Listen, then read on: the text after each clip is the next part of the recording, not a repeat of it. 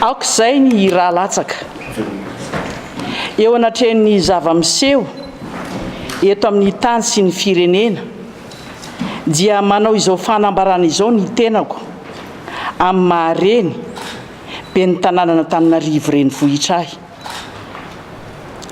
Miondrika mpanajana eo anoloan'ireo mahery fo maty namoy ainy tamin'ny asabotsy 20 aprily 2024 mampahery ihany koa ireo fianakaviana. Mirary fahasitranana ho an'ireo naratra ka mbola mandalo fitsaboana amin'izao fotoana izao. Ampy izay ny raha latsaka, tsy ekena ho tanàna mihoson-drà iarivo satria tsy izay no fanamby ny fanaovako tamin'ireo vahoaka ny arivo fa ny ifanometanana ampandroso azy.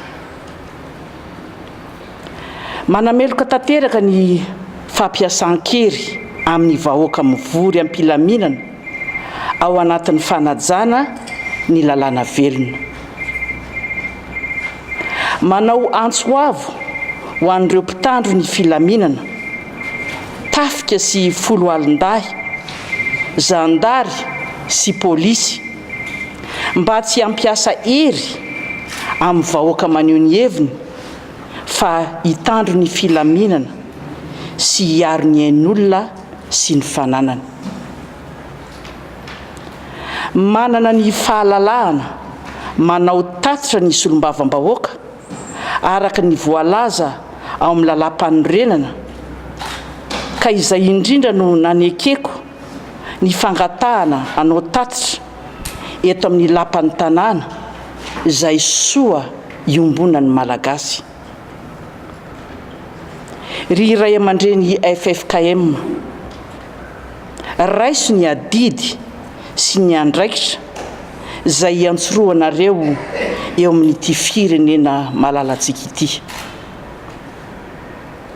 Miantso antsika rehetra aho amin'ny mahareny sy ben'ny tanàna Antananarivo renivohitra ny tenako, aoka samy hotony ka andala ny soatoavina malagasy izay anjakan'ny fihavanana. Ry vahoakan'Arivo, eo anilanareo mandrakariva ny tenako ben'ny tanàna Antananarivo renivohitra sady reny. Momba antsika Andriamanitra.